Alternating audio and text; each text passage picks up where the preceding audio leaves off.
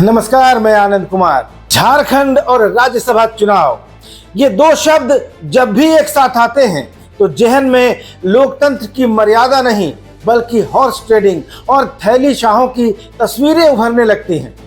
दोस्तों, एक दौर था जब झारखंड को देश का वो सियासी बाजार माना जाता था जहां विधायकों के वोट की बोलियां लगा करती थी।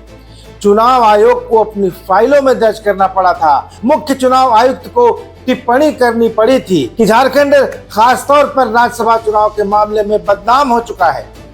साल 2026 के मई महीने में एक बार फिर 2 सीटों के लिए चुनाव होने हैं। सत्ता पक्ष के पास नंबर्स हैं, लेकिन खींचतान भी उतनी ही है। क्या इस बार इतिहास दोहराया जाएगा या राजनीति नई करवट लेगी? आज हम इसी का पूरा गणित और पुराना काला इतिहास खंगालेंगे। दोस्तों, सबसे पहले मौजूदा स्थिति को समझते हैं। 21 जून को बीजेपी के सांसद दीपक प्रकाश का राज्यसभा का कार्यकाल समाप्त हो रहा है और झारखंड कोटे वाली एक सीट पहले से ही गुरु जी के निधन के बाद से खाली है। तो 81 सदस्यों वाली झारखंड विधानसभा में नंबर गेम क्या है वो जानते हैं। महागठबंधन यानी सत्ता पक्ष के पास 56 सीटें हैं। इनमें झारखंड मुक्ति मोर्चा के पास 34, कांग्रेस के पास 16, आरजेडी के पास 4 और भाकपा माले के पास 2 सीटें हैं। एनडीए जो कि विपक्ष में है उसमें बीजेपी के पास 21, आजसू के पास 1, जेडीयू के पास 1 और लोजपा आर के पास 1, यानी कुल 24 सीटें हैं। जेल कैंप के जयराम महतो न सत्ता पक्ष में है और न विपक्ष में। ये 81 का आंकड़ा है।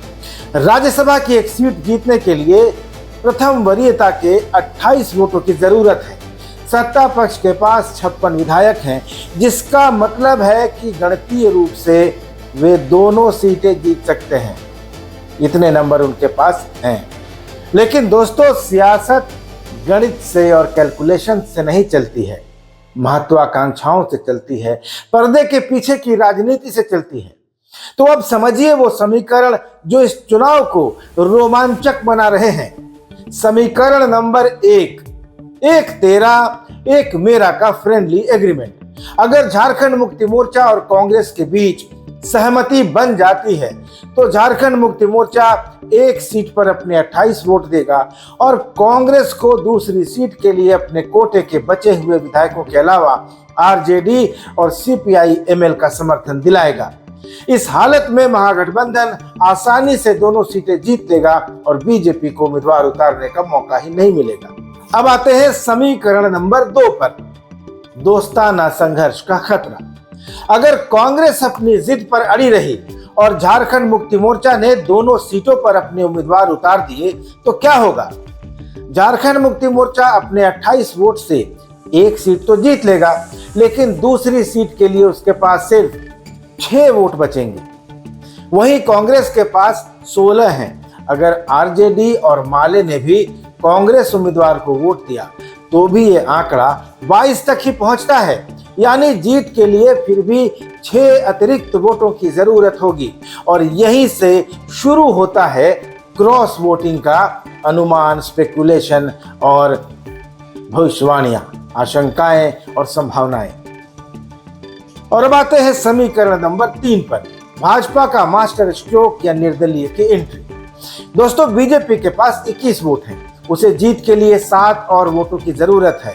अगर सत्ता पक्ष में दरार आती है तो बीजेपी या तो अपना उम्मीदवार उतारकर विपक्ष के नाराज विधायकों पर दांव लगा सकती है या फिर ऐसे किसी धन कुबेर निर्दलीय उम्मीदवार को मौन समर्थन दे सकती है जो दोनों तरफ के विधायकों में सेंध लगा सके, क्योंकि एनडीए के पास बीजेपी के 21 हैं और बाकी जेडीयू, लोजपा और आजसू मिलाकर 24 हो जाते हैं।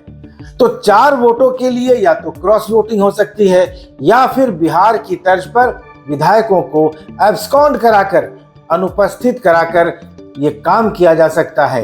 अगर विधायकों की अनुपस्थिति हो गई तो जीत का कोटा 28 से नीचे आ सकता है और बीजेपी के पास 24 है। अगर जयराम महतो को अपने पाले में कर लेते हैं तो 25 हो जाएंगे। तो अगर कुछ विधायक अनुपस्थित रह गए तो जीत का कोटा 28 से नीचे आ जाएगा और फिर भाजपा का उम्मीदवार या फिर निर्दलीय कोई उम्मीदवार जिसको भाजपा का समर्थन हो वो जीत जाएगा। तो दोस्तों, ये थे समीकरण। क्या होगा ये वक्त बताएगा। क्या झारखंड मुक्ति मोर्चा, कांग्रेस, आरजेडी और माले का गठबंधन अगर इंटैक्ट रहता है तब तो कोई सवाल ही नहीं होता किसी भी समीकरण का। ये समीकरण तब है जब कुछ बात नहीं बनी। लेकिन अब बात करते हैं उस इतिहास की जिसको कोई याद नहीं करना चाहता, क्योंकि वो झारखंड के माथे पर एक काले धब्बे के समान है। दोस्तों, साल था 2010। एक नेशनल न्यूज चैनल ने एक स्टिंग ऑपरेशन किया। कैमरे पर दिखाई दिए झारखंड मुक्ति मोर्चा, कांग्रेस और बीजेपी के विधायक, जिन्होंने अपने वोट के लिए 50 लाख से 1 करोड़ रुपए तक की बोली लगाई। सीबीआई ने उमाशंकर अकेला, योगेंद्र साव जैसे 5 बड़े नामों पर चार्जशीट दाखिल की। इसके बाद आया साल 2012 का चुनाव। ये झारखंड के माथे पर सबसे बड़ा कलंक था। मतदान के दिन रांची के नामकुम में एक कार से 2 करोड़ 15 लाख रुपए नकद बरामद किए गए। ये पैसा जमशेदपुर के व्यवसायी और निर्दलीय उम्मीदवार आर.के. अग्रवाल का बताया गया। भारत के संसदीय इतिहास में पहली बार चुनाव आयोग ने राज्यसभा का चुनाव ही रद्द कर दिया। तत्कालीन चुनाव आयुक्त एस.वाई. कुरैशी ने जो फटकार लगाई थी उसकी गूंज आज भी सुनाई देती है। दोस्तों, झारखंड बना था शोषण और दमन के खिलाफ वर्षों तक लंबे चले संघर्ष और शहादतों के बाद। लेकिन इस राज्य को बाहरी अमीरों और थैलीशाहों ने अपनी जागीर समझ लिया। याद कीजिए के.डी. सिंह को, जिनका झारखंड से न कोई नाता था न कोई वास्ता था, लेकिन झारखंड मुक्ति मोर्चा के टिकट पर वे दिल्ली पहुंच गए थे। उसके बाद आए रिलायंस ग्रुप के परिमल नाथवानी। उन्होंने 2008 और 2014 में निर्दलीय ही बाजी मार ली। उनके पास कोई विधायक नहीं था। तो आप सोचिए, एक उम्मीदवार जिसके पास अपनी पार्टी का एक भी विधायक नहीं है, उसे आखिरकार दर्जनों विधायकों का वोट कैसे मिल गया होगा? जवाब साफ है, मुझे देने की जरूरत नहीं है, किसी से छुपा हुआ भी नहीं। और यही नहीं दोस्तों, अंशुमन मिश्रा और वीडियोकॉन के धूत साहब ने भी यहाँ की धरती पर अपनी किस्मत आजमाने और थैली का जोर दिखाने की कोशिश की थी।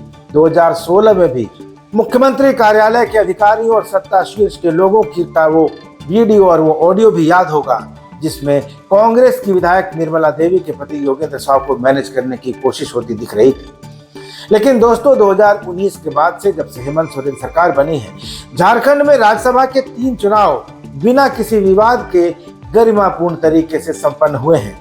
लेकिन इस बार महागठबंधन की आपसी कलह ने फिर से तीसरे खिलाड़ी की एंट्री की गुंजाइश पैदा कर दी है। एक तरफ झारखंड मुक्ति मोर्चा का अपना अस्तित्व है, अपना एग्जिस्टेंस है, अपनी आइडेंटिटी है, तो दूसरी तरफ कांग्रेस की भी अपनी जमीन बचाने की जद्दोजहद है, अपनी जंग है। अगर सत्ता पक्ष एकजुट रहा तो परिणाम साफ है, वो दोनों सीटें जीत जाएंगे। लेकिन अगर नोट के बदले वोट वाली पुरानी कहानी की जरा सी भी आहट हुई तो झारखंड एक बार फिर से शर्मसार होगा। क्या हमारे माननीय विधायक अपनी अंतरात्मा की आवाज सुनेंगे, अपने पार्टी लाइन से बंधे रहेंगे, या फिर झारखंड के राज्यसभा चुनाव में एक बार फिर धन तंत्र भारी पड़ेगा? आप क्या सोचते हैं दोस्तों? अपनी राय कमेंट बॉक्स में जरूर लिखिएगा और वीडियो को शेयर कीजिएगा ताकि जनता अपने प्रतिनिधियों की चाल और चरित्र को समझ सके। देखते रहिए इस चैनल को और सब्सक्राइब जरूर कर लीजिएगा। धन्यवाद, नमस्कार।